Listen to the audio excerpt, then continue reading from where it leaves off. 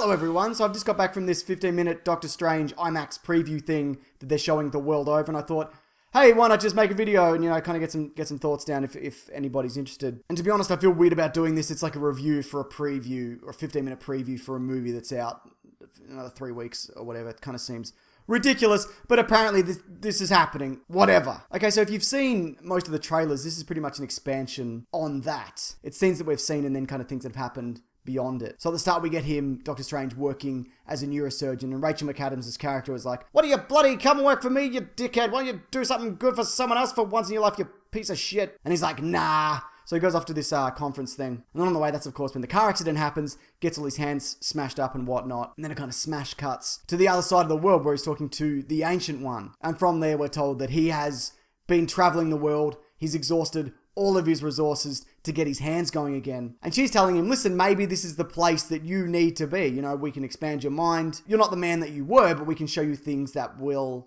enable you to help others, or open up a part of yourself that you were not aware of. And he, of course, he's very skeptical in the same way that like the Tony Stark character is. He's very quippy. He's very kind of funniest man in the room. And that's something that did worry me about this preview. He is very similar to Tony Stark. So I don't know how those two are going to work together. I mean, they essentially have the same backstory as it is. But what I'm thinking is they're setting this guy up as one of the new heads of the Marvel Cinematic Universe if Downey Jr. is kind of stepping away. And it seems like Benedict Cumberbatch seems like he's doing a good job.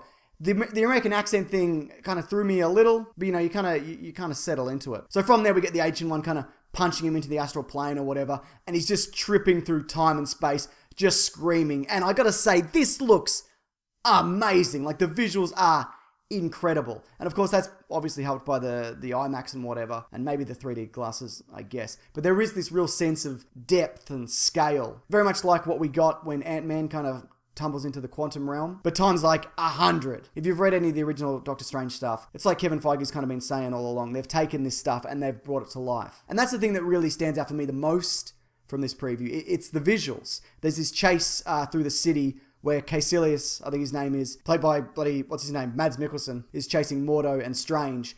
And they're trying to just get into a portal to escape. And Caecilius is just folding buildings and streets and all this to try to stop them. I'm presuming he's after some kind of artifact or whatever. Maybe it is the Eye of Agamotto, which is, people have speculated, has the time gem in it. I'm not really sure, it's not made clear. But on the topic of villains, we do see a villain in the astral plane, like a big neon glowy face, who I'd imagine is going to be kind of the big bad. Maybe Dormammu. I'm not really sure. He didn't look like anybody that I recognized, but he was only shown for like split seconds. And the whole thing kind of wraps up with Strange kind of going hand to hand with Mordo in the monastery. I think that sequence happens before the buildings tumbling and whatnot. And one of the coolest moments from that there is you see Strange get kind of kicked off a balcony, and the Cloak of Levitation kind of chases him, kind of goes after him the same way that like an Iron Man suit would, and kind of saves and picks him up. So it looks like it's got like a level of sentience, or not, maybe not sentience, the same way that Thor's hammer is attached to Thor. It seems like the cloak is attached to Strange, which is kind of how it is in the comics. But look, overall, yeah, it was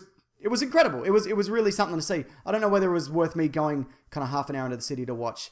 Well, they said it was 15 minutes, but it felt more like 10. I don't know. Maybe I was just having so much fun and time flies and whatnot. But yeah, it's definitely got me more interested in a movie. Well, I was gonna see anyway. And I imagine if you're watching this, you're probably gonna see it too.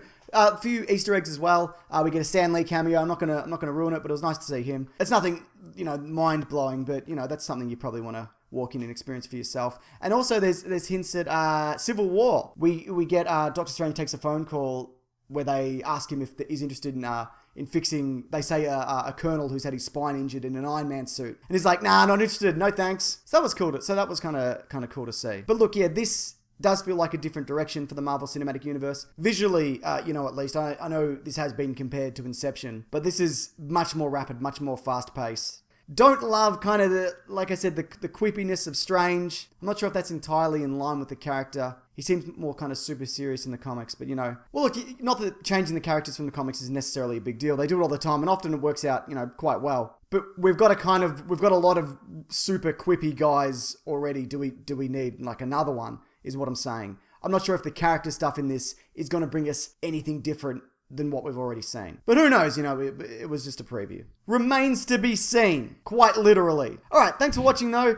There's some other videos if you're interested. I have a podcast I'll probably talk about this a bit more on that next Monday. We talked about Comic-Con and the latest one. That's linked below. Bloody look after yourself. You're good on ya.